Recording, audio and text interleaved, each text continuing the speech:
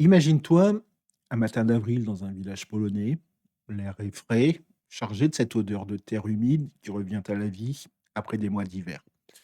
Les premières lumières et les premières lueurs du soleil glissent sur les toits de chaume et au loin, les cloches des églises résonnent. Un son grave qui semble rouler sur les collines. C'est le dimanche de Pâques, Wielkanoc, et autour de toi, tout s'éveille doucement. Dans une maison, une fenêtre s'ouvre, laissant échapper une bouffée de pain chaud, tandis que des enfants passent en tenant des œufs peints. Les anciens y fredonnent des airs d'autrefois, mais dis-moi, pourquoi ce jour, il touche autant les Polonais?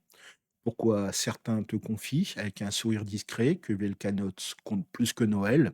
Aujourd'hui, je t'emmène explorer cette fête pour voir ce qu'elle révèle sur notre histoire, nos combats, nos joies et cette identité qui vit en nous. On va marcher ensemble dans cet univers polonais, découvrir ce qui les rend si particuliers. Alors, est-ce que tu viens avec moi? Je t'attends. Vitam, sur le double K, je m'appelle Jean-Philippe et je suis ici pour t'ouvrir une porte sur l'identité polonaise.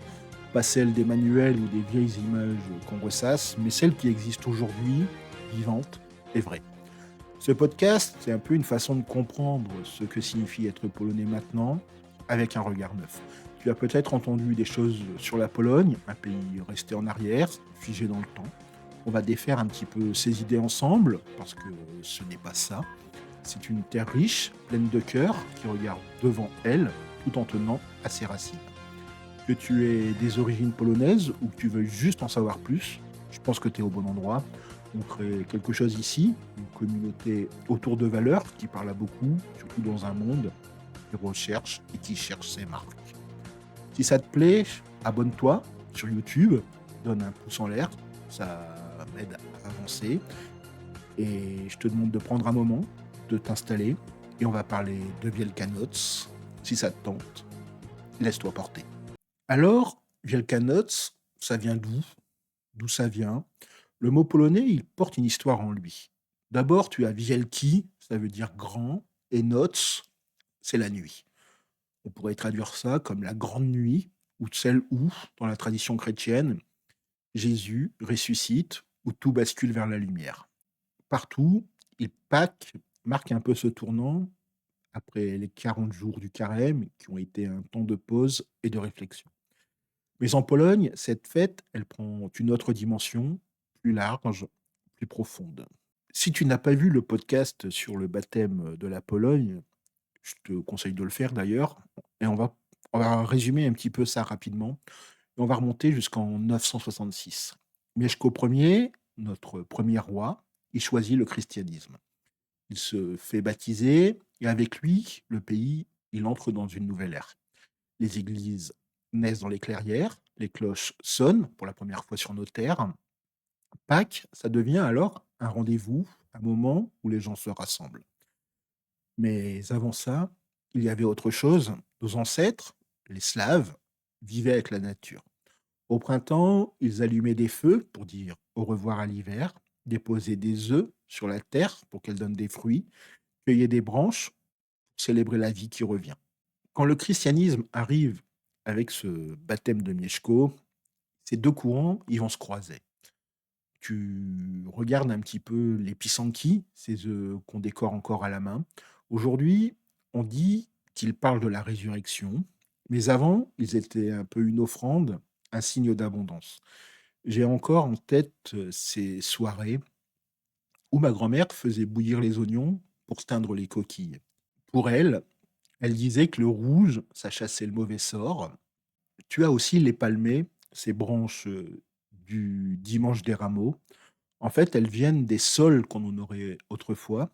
Wielkanoc, c'est cette rencontre, une célébration de la foi, mais aussi de la terre, du passé qui ne s'efface pas. Enfin, j'espère que tu vois ce que je veux dire. On va maintenant remonter dans le temps, parce que Wielkanoc, ce n'est pas 15 jours sur le calendrier. C'est une histoire qui vit dans la Pologne, dans ses pierres, dans ses silences. Au Moyen Âge, après 966, tout commence un petit peu à prendre forme. Les cloches appellent les gens dans les églises simples, en bois, encore fragiles. Les moines y passent de village en village, et Pâques devient un lien, une façon de se sentir ensemble, unis par quelque chose de grand. Mais si on avance jusqu'au XVIIIe siècle, la Pologne est alors brisée, partagée entre la Russie, la Prusse et l'Autriche. Elle disparaît des cartes. Pourtant, Wielkanoc, il reste encore là.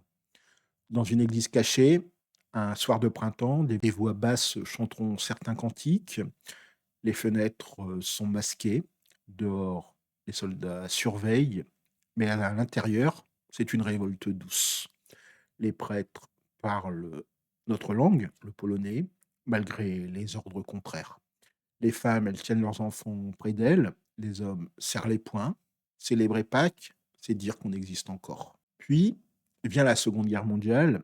Les nazis écrasent tout, les rues fument, les familles se déchirent. Prier, ça devient risqué. Mais dans une cave, sous une maison à moitié debout, quelques personnes se retrouvent. Une bougie tremble sur une table bancale. Un panier tient 3 œufs abîmés, un bout de pain sec. Une vieille voix murmure une bénédiction. Dehors, le grondement des armes résonne.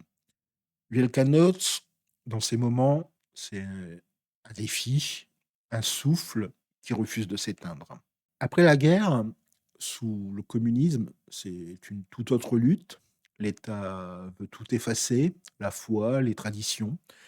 Mais dans les cuisines, on peint des œufs en secret. Les prêtres célèbrent dans des granges, loin des regards. Et puis, en 1979, Karol Wojtyła, alias Jean-Paul II, revient. Juste avant Pâques, il parle à Varsovie devant 1 million de visages fatigués, mais pleins d'espoir.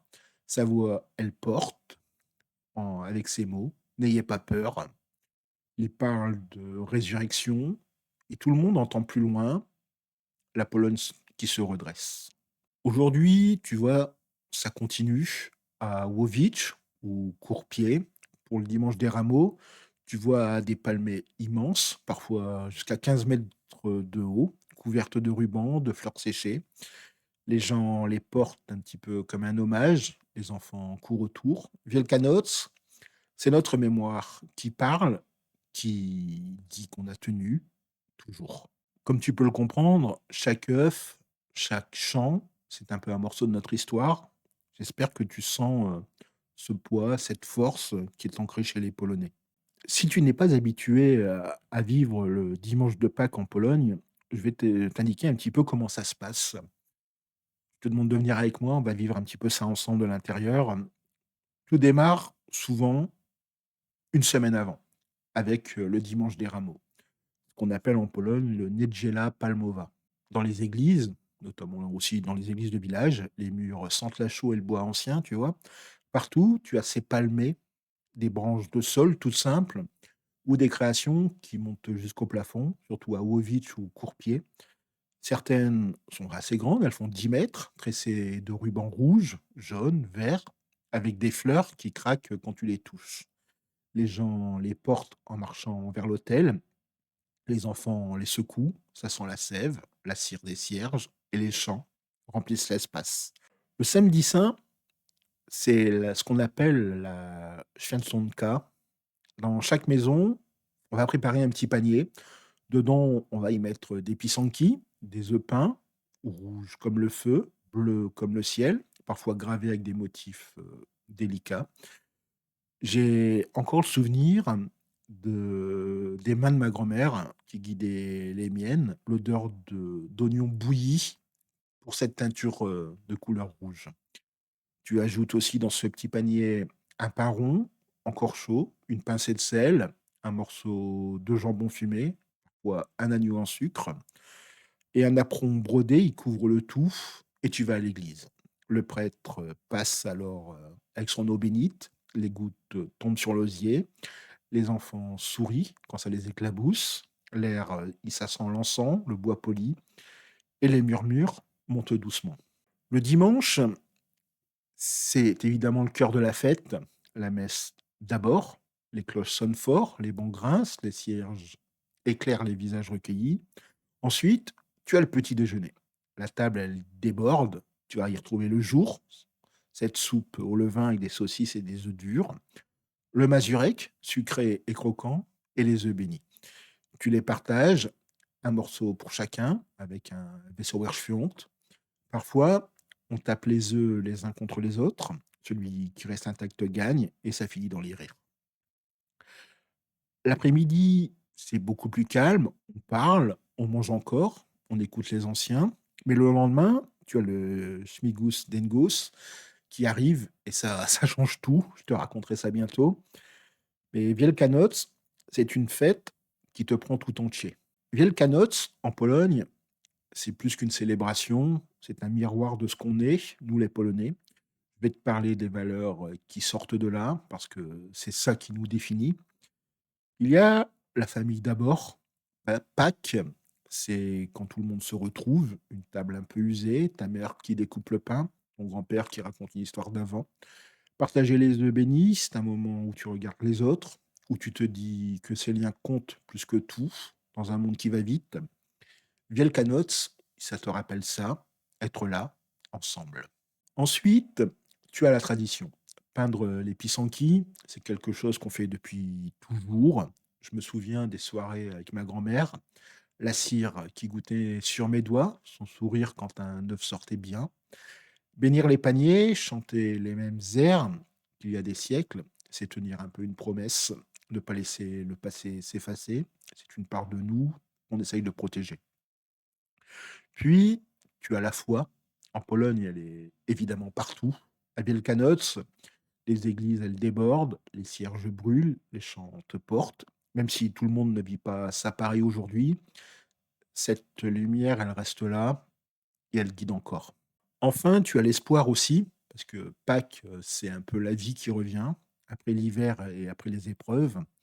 Chaque œuf qui a été peint, il dit qu'on peut repartir, qu'on l'a déjà fait. Pour un pays qui a connu tant de chutes, c'est une force qu'on porte en nous.